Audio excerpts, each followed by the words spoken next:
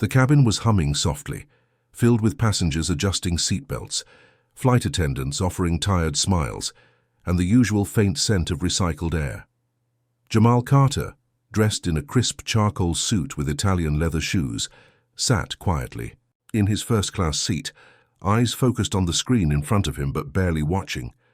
He had been on the phone just moments earlier, closing a deal worth millions, and now he was just hoping to get some sleep before touching down in New York. He didn't expect trouble. He never did. Jamal was used to being the only black man, in a room full of executives, boardrooms filled with graying hair and silent judgments. But this wasn't a boardroom. This was just a flight, a place to rest, until it wasn't. It started with a flight attendant, a young blonde woman with the kind of fake smile that didn't reach her eyes. She approached Jamal and asked to see his ticket again. Confused, he handed it to her. "This is a first-class seat," she said, voice light but laced with something darker. "I know," Jamal replied, his tone calm. "That's the one I paid for." She forced a laugh. "Of course, sir, just checking." She walked off, but not before casting a glance over her shoulder, and Jamal knew the look. He'd seen it before, in stores where he was followed, in meetings where his ideas were repeated by someone else and applauded. That subtle question behind every glance. Do you belong here? Minutes later, 2 uniformed security officers boarded the plane and walked straight to Jamal. "Sir," one of them said loud enough for nearby passengers to turn their heads, "we need you to come with us." Jamal blinked, completely caught off guard. "Excuse me?" "There's been a report of suspicious behavior," the second officer added. "We need to ask you a few questions off the aircraft." Jamal could feel eyes burning into him from every side. He looked around, some people whispering, others avoiding eye contact entirely. He stood up slowly, saying nothing, his dignity intact even as humiliation wrapped around him like a fog. Outside the plane on the jet bridge, things turned uglier. They frisked him, asked if he had a criminal record, searched his bag. He answered each question with calm precision, because that's what he'd been trained to do. Survive. Endure. Stay composed. Finally, they told him he wouldn't be allowed back on the flight. Policy, they said. Safety first. The plane left without him, and Jamal, standing alone at gate 23, pulled out his phone. He didn't raise his voice. He didn't rant or rage. He called one person, Nathan Silverman, the founder of Silver Point Capital, the largest shareholder in Skyjet Airlines, the very company that had just thrown him off a plane like he was nothing. "Nate," he said plainly when the call connected, "we've got a problem." Jamal Carter wasn't just some random businessman. He was the youngest senior partner at Argus Venture Group, which had just finalized a massive strategic investment in Silver Point. A $5 billion injection tied directly to the future of Skyjet's international expansion. And he was the one who made that deal happen. When Nate heard the full story, there was silence on the other end, a kind of dangerous, stunned silence. "I'll handle it," Nate said after a long pause. But Jamal was done trusting empty words. "No," Jamal replied. "Pull the money, all of it, today." Jamal ended the call. Still calm, still composed, but inside something had cracked. He wasn't going to stay quiet anymore. Back in his hotel suite later that evening, Jamal sat by the window, watching the planes take off. Each one a reminder, not just of what happened, but of every moment in his life when he'd been made to feel less than. It wasn't new. This time it had just gone too far. He scrolled through his phone, reading the headlines already starting to surface. Somehow the incident had leaked. A passenger had filmed the security guards escorting him off. The video was shaky but clear enough to capture his calm demeanor, the smug look on the flight attendant's face, and the stunned murmurs of the surrounding passengers. Someone had uploaded it with the caption, "Black man in first class thrown. Off Skyjet flight. No explanation." By the time Jamal finished reading the article, the video had over 2 million views. His inbox was flooded. News outlets, civil rights organizations, a few furious celebrities tagging the airline and demanding answers. But Jamal hadn't posted anything. He didn't need to. His silence was louder than their PR statements. A knock at the door pulled him from the screen. It was Marcus, his longtime assistant, and one of the few people Jamal trusted without question. He walked in already on the phone, his expression tight. "Yeah, understood. We'll move quick. Send the documents to his private email," Marcus said before hanging up. He turned to Jamal. "It's done. Silver Point has started pulling back their exposure. $5 billion in projected growth gone." Jamal nodded slowly, rubbing his chin. "Good, now we make it public." "Are you sure?" Marcus asked. "We've already made the point. The board's panicking. They're trying to schedule a meeting with you." "I'm not here to negotiate, Marcus. I gave them the opportunity to do right by me when I walked on that plane," he said, his voice steady, firm. "They chose something else." He stood, walking over to the small bar and pouring himself a glass of whiskey. He took a slow sip, eyes sharp with focus. "I've spent my entire career building alliances, cutting deals and keeping quiet so I wouldn't ruffle feathers," he continued. "And all it took was one flight attendant with a bias and 2 meathead guards to show me how fragile that respect really is." Marcus sat down across from him. "So what's next?" Jamal tapped his glass thoughtfully. "We go deeper, start pulling receipts. Let's find every discrimination complaint Skyjet's had in the last 5 years. I want numbers, settlements, patterns." "You want to go nuclear," Marcus said. "No, I want to expose the rot," Jamal replied. "If it's just me, it's easy to spin. But if it's a pattern, they can't hide behind a single apology and a press release." And that was exactly what Skyjet had done within hours. A bland corporate statement expressing deep regret for the incident, paired with the usual vague commitment to diversity training and policy reviews. It was weak. It was predictable, but Jamal wasn't playing their game anymore. By the next morning, his legal team had begun drafting a public letter, a letter addressed to Skyjet's board, their investors, and the Federal Aviation Oversight Committee. It cited the incident. Then it cited 10 others, complaints from black and brown passengers who had been moved, mistreated, or outright banned from flights with little explanation. Some had filed lawsuits, others had walked away quietly. Jamal had the money and the power not to walk away quietly. He posted the letter to his personal social media page with one caption: "This isn't about me. This is about all of us who've been told we don't belong, no matter how much we earn, how we dress, or what seat we paid for." It caught fire. By noon, Skyjet's stock began to tank. The board issued a second, more desperate statement. This one included the words "unacceptable" and "restructuring" and "leadership accountability." Jamal didn't blink. He hadn't even started yet. The fallout came faster than anyone expected. By Monday morning, Skyjet's CEO, Henry Callaway, was trending on every major platform. His face, square-jawed, clean-cut and unmistakably smug, was plastered on news banners with headlines like, "Skyjet CEO under fire as racial discrimination allegations mount. Investor pull-out triggers $7 billion loss in market value. Is Skyjet the new face of corporate racism?" Inside Skyjet's glass headquarters in Chicago, panic was spreading like wildfire. Emergency board meetings were called. PR teams were stretched thin, trying to control the narrative. But the truth was, they hadn't just kicked a black man off a plane.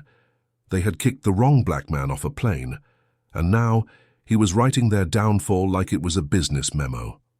At Argus Venture Group's office in Manhattan, Jamal sat with his sleeves rolled up, eyes narrowed on a presentation laid out across the sleek glass table. It showed analytics, stock dips, projected shareholder losses, social media engagement, and consumer trust metrics plummeting by the hour. "Public sentiment's gone to hell," Marcus said, scrolling through the latest reports. "Skyjet's trust index just hit the same low as that insurance company from the gender discrimination lawsuit last year. They're bleeding," Jamal said. "Let them." He leaned back, hands behind his head, the weariness of years fighting quiet battles finally lifting. This wasn't just about a seat on a plane. It was about what the seat represented, the constant questioning of his legitimacy, the assumption that success doesn't wear his skin tone. "Guess who just emailed?" Marcus said, tapping his phone. "Henry Callaway." Jamal raised a brow. "The king of fake apologies himself?" "He wants to personally extend a heartfelt apology and schedule a private meeting." Jamal chuckled dryly. He's not sorry, he's scared. He paused, eyes drifting to the window overlooking the city. Schedule it, he said after a moment. But not in private. I want a media presence, full transparency. Let the world see if this man's apology has teeth, or if he's just trying to save his job. When the meeting took place 2 days later in a luxury hotel ballroom, cameras lined the perimeter. Henry arrived with his usual smugness dimmed, trying to fake humility in a navy suit and scripted remorse. Jamal sat across from him, his presence calm but commanding. "Mr. Carter," Henry began, "I want to sincerely apologize for what happened to you on our flight. It was never our intention to—" "Don't," Jamal cut in, voice firm but even. "Don't tell me what you intended. Tell me what you allowed." Henry blinked. Cameras clicked. Silence stretched. "You allowed a culture to grow inside your company where people like me are viewed as threats instead of customers," Jamal continued. "You allowed discrimination complaints to pile up without reform. You allowed your staff to act on their bias without consequence." Henry's face tightened, but he said nothing. Jamal leaned in slightly. "You didn't just throw me off a plane, you exposed who you are, and now you want me to help clean up your mess." Henry cleared his throat. "We're restructuring, launching diversity initiatives. I'd love your input, perhaps even bring you on as an advisor." Jamal raised an eyebrow. "You think this is about joining your table?" He leaned back, voice colder now. "I'm building a new table, one that doesn't need your permission." The room fell silent again, except for the constant clicking of camera shutters, capturing every word, every glare, every ounce of the power shift in motion. Later that night, Jamal's statement trended globally. "Apologies without accountability are just rehearsed performances. I didn't come here to forgive. I came to change the system." Within hours, other major investors followed Argus's lead and began pulling out of Skyjet. A congressional inquiry into racial bias in airline practices was announced. And behind the scenes, Jamal had already begun funding a black-owned airline startup, headed by former Skyjet pilots and staff who had quietly left over the years, sick of the internal racism they weren't allowed to speak about. He was no longer fighting for a seat. He was taking over the sky. The news of Jamal backing a black-owned airline spread like wildfire. Headlines popped up faster than anyone could count. "Disgraced airline faces competition backed by billionaire investor." "Jamal Carter funds inclusive aviation startup, Skyjets. Days may be numbered. From victim to visionary, man thrown off plane launches rival airline." The startup's name? Echelon Air. A name chosen not just for its sleekness but for its message. This was no low-budget rebellion. This was premium, elite, black excellence at 30,000 feet. Echelon Air was everything Skyjet wasn't: inclusive hiring, customer first. Policies and transparency from the top down. Jamal made sure of it. He wasn't just funding it, he was helping architect every piece, every value, every spoken and unspoken rule. Meetings ran deep into the night. Lawyers, branding teams, aviation consultants, PR strategists, they all gathered around him like planets around a sun. But Jamal never lost sight of the bigger picture. This wasn't just business. It was personal. He brought in former Skyjet employees who'd left after being ignored, silenced, or demoted for speaking up. People who had stories like his, quiet humiliations, denied promotions, offhand racist remarks dismissed as jokes. One by one, they found a seat at Jamal's new table. And the media? They couldn't get enough. Talk shows invited Jamal on to speak. Journalists praised his calm but relentless way of flipping the power structure. Activists called him a living example of what it meant to fight back with power, not just protest. But not everyone was cheering. Inside Skyjet's crumbling empire, Henry Callaway was facing internal revolt. Shareholders wanted his resignation. Board members leaked damning memos about ignored bias complaints. Stockholders were organizing a vote to replace leadership entirely.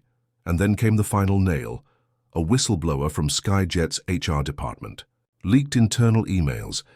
The world learned that Jamal wasn't the first black passenger profiled, removed and banned from a Skyjet flight. He was the 36th. The documents exposed a consistent, deliberate effort to monitor high-risk profiles, a euphemism used in training slides that subtly pointed to race, attire, and demeanor as threat indicators. Jamal's case had simply brought the whole rotten skeleton into the spotlight. At a press conference, Skyjet's lawyers tried to spin the narrative, claiming the documents were out of context and not reflective of company values. But Jamal didn't respond publicly. He didn't have to, because at that point, Echelon Air had announced its launch schedule, first class only, coast-to-coast flights, all chartered on private jets until the fleet was fully ready. They sold out within 12 hours. Back at the Argus office, Marcus pulled Jamal aside with a huge grin on his face. "You're not going to believe this," he said. "We just got a call from one of the execs at the Global Aviation Forum. They want you to keynote the annual summit." Jamal gave him a tired but proud smile. "Let me guess. They're calling me a leader now?" "Leader? Legend? Disruptor? Take your pick." Jamal looked out the window again, but this time with something he hadn't felt in a long time. Peace. "They tried to take my seat," he murmured. "So I bought the whole damn plane, and while Skyjet flailed to recover, slashing ticket prices, revamping ads with forced diversity, and tossing out performative apologies, it was already too late. The public had made up their mind. Jamal wasn't just a man who made one call. He was a man who changed the altitude of the entire conversation. The launch event for Echelon Air was unlike anything the aviation industry had seen. Held at a sleek hangar-turned ballroom just outside Los Angeles, the venue shimmered under nightlights, with one of the custom-painted Echelon jets parked beside the red carpet. The aircraft gleamed in obsidian black with gold trim, powerful, unapologetic, elegant. It wasn't just a plane, it was a statement. The guest list read like a who's who of culture, business, and influence. Celebrities who had spoken out about racial profiling showed up in support. Executives from tech and fashion industries rubbed shoulders with former Skyjet employees, now wearing Echelon badges with pride. And in the center of it all, Jamal stood tall, tailored in a dark velvet suit. The weight of years of silent endurance finally transformed into triumph. As he took the stage, the crowd quieted instantly. Cameras went live. Social media platforms flooded with streams titled "History Being Made" and "The Man Who Flipped the Skies." "I didn't come here to build another airline," Jamal began, his voice clear and steady. "I came here to build a new standard." He paused, letting the words settle. "A standard where service isn't tied to skin color, where first class doesn't come with second class treatment for some, where every flight doesn't ask us if we belong. Because we do, we always have." Applause erupted, but he wasn't done. "This isn't just about flying, this is about dignity. And dignity isn't a luxury, it's a right." The speech echoed across platforms, and within hours, a fly echelon trended worldwide. Skyjets, weak counter-campaigns, discounts, loyalty rewards, even offers of free upgrades looked like desperate flailing compared to the sharp elegance of Jamal's movement. But behind the celebrations, something else was brewing. Late that night, Marcus pulled Jamal aside. He had that tight look again, the one that meant bad news. "We got a leak," he said in a low voice. "Skyjet's trying to come at us sideways." "How?" Jamal asked, face tightening. "They're funding a smear campaign. Bloggers, influencers, even fake passengers claiming you're discriminating in reverse, trying to paint Echelon as exclusionary, saying it's a black-only airline." Jamal sighed. "Of course they are. We can crush it," Marcus said. "Cease and desists. Maybe go public with the sabotage. Or do you want to play it quiet?" Jamal thought for a moment, eyes narrowing. "No. Let's lean in." "Lean in?" He turned to the window where Echelon's jet sat gleaming under spotlights. "Let them call us whatever they want. We're not exclusionary. We're intentional. About who we hire, about how we train, about how we treat people. If they want to twist that into fear, let them. The people who know the truth, they're already flying with us." He smiled faintly. "And the ones screaming the loudest? They never intended to fly with us anyway." By morning, Jamal had posted a calm, articulate video responding to the smear. It ended with a simple line that went viral within minutes. "When excellence looks like us, they call it exclusion, but we call it elevation." From there, the narrative flipped again, this time in Jamal's favor. Passengers began sharing their own stories flying Echelon.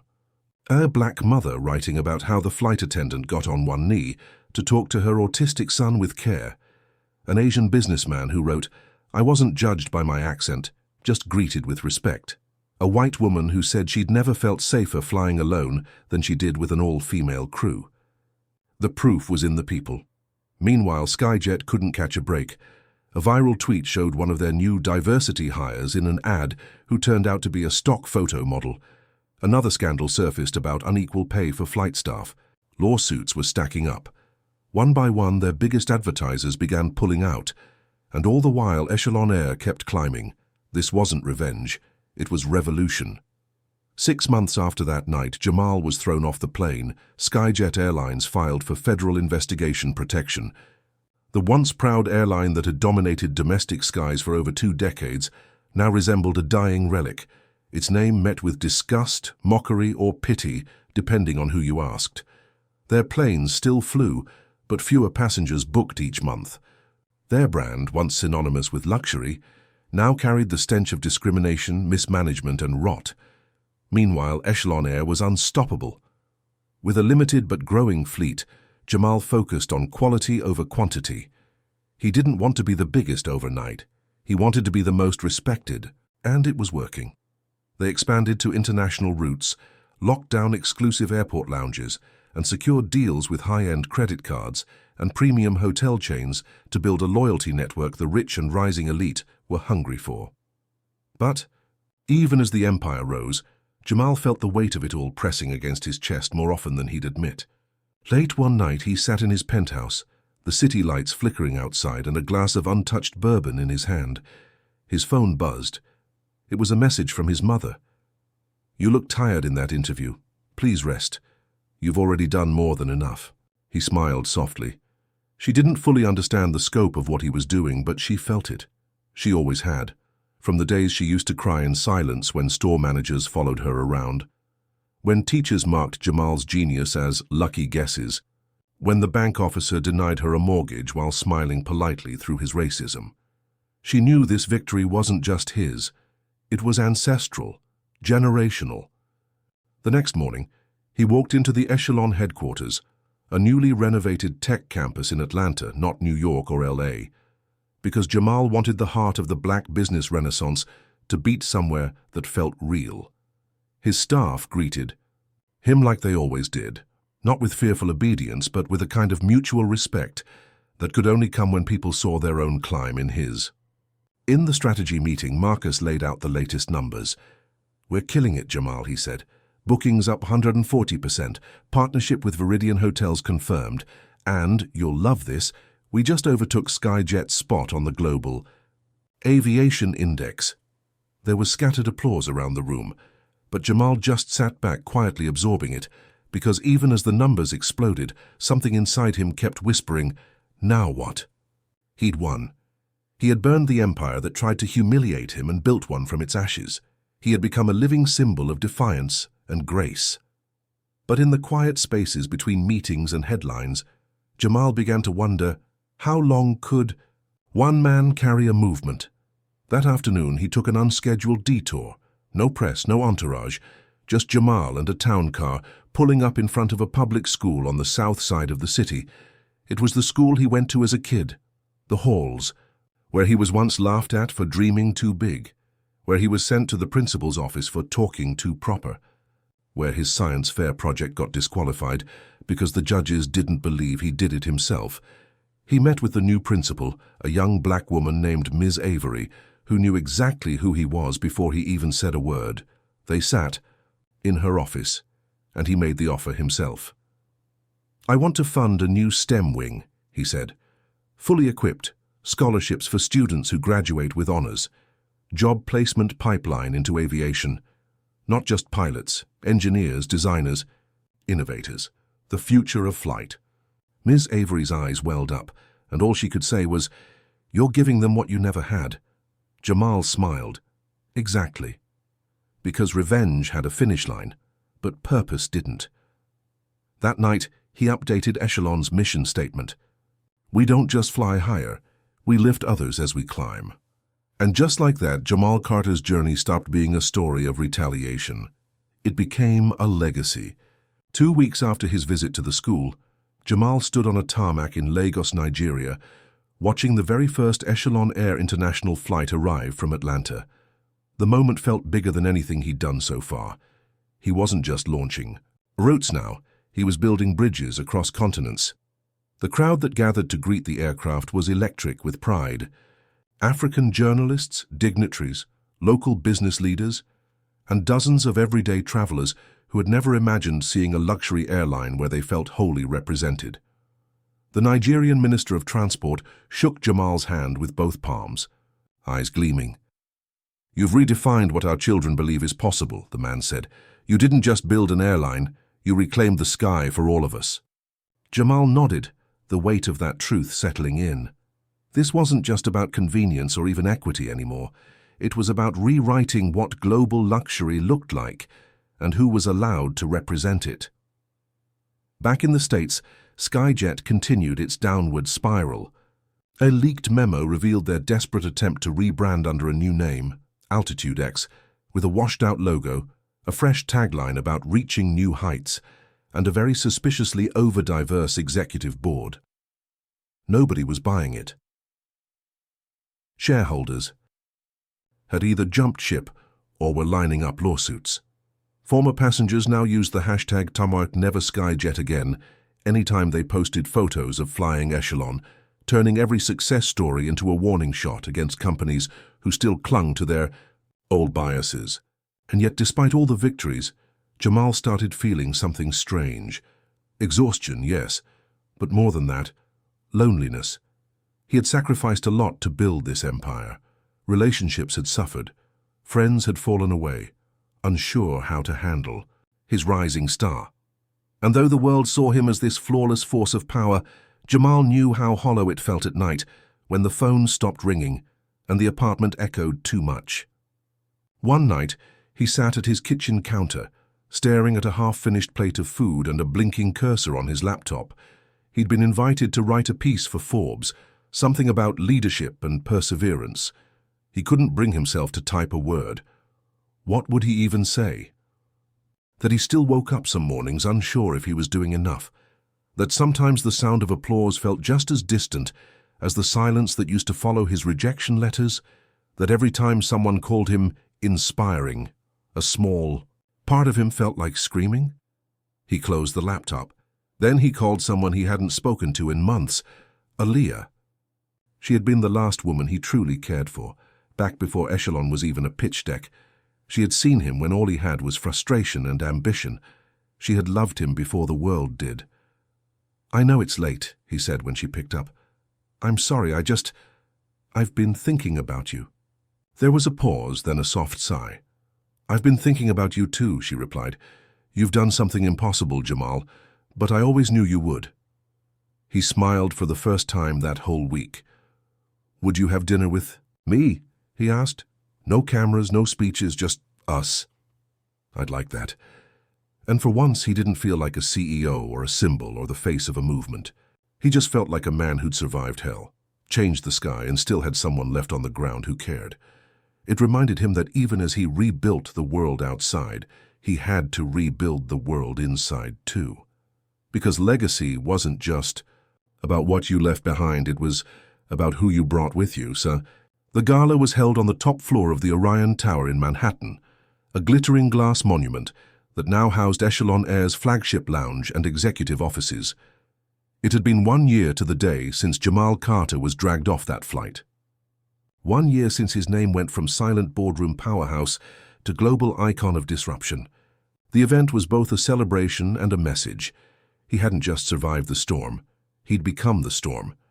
Guests arrived in designer suits and silk gowns, sipping champagne beneath towering chandeliers, the skyline stretching behind them, like a stage curtain. But for all the flash, the night had heart-old mentors, childhood friends, pilots who left Skyjet and were now flying Echelon's elite routes. Students from the STEM program he funded, wide-eyed and giddy, not quite believing they were standing in the same room as the man who'd changed their future. Jamal stood near the balcony with Aaliyah by his side, both of them dressed in understated elegance. She held his arm like she'd never let go again, And when the host called his name to give the keynote, she gave him a soft smile and whispered, "Go show them who you are." He walked to the podium slowly, taking a moment to scan the room. So many faces, so many journeys converging in one story, his story. "I want to tell you a secret," he began, voice calm, smooth. "I wasn't supposed to be here tonight." The room went still. "A year ago I was thrown off a plane, not because I caused trouble, not because I broke the rules, but because someone looked at me and saw a threat where there was none. And for a moment I almost believed them." He paused, voice steady. "But I didn't, and that one moment turned into this." He gestured around the room. People nodded. Some clapped softly. "I didn't start Echelon Air to get revenge," he continued. "I started it so the next black boy in a hoodie flying first class isn't asked if he's lost. So the next immigrant woman with an accent is treated like a guest, not a problem. So the next dreamer who's told you don't belong here can look up and say, 'Actually, I own the place.'" The crowd erupted in applause. "But legacy isn't just about success," he said, voice lowering. "It's about the space we make for others. It's about turning our pain into flight paths." He looked at the students in the front row, their faces lit up like stars. "Echelon isn't just an airline, it's a message. You don't have to wait for a seat at their table. You can build your own jet." The ovation was thunderous. By the time he stepped off stage, people were wiping their eyes. Aliyah met him with a quiet kiss on the cheek, and Marcus raised his glass from across the room. As the night faded into music and celebration, Jamal stepped out onto the balcony. He looked up at the sky, his sky, and let the quiet settle around him. He had been thrown off a plane, and he had answered with a flight plan that rewrote history, and in that still moment, the city glowing beneath him, he finally exhaled. Not just as a man who built an empire, but as a man who made damn sure no one else would ever have to be asked to prove they belonged. He had proven it, once and for all.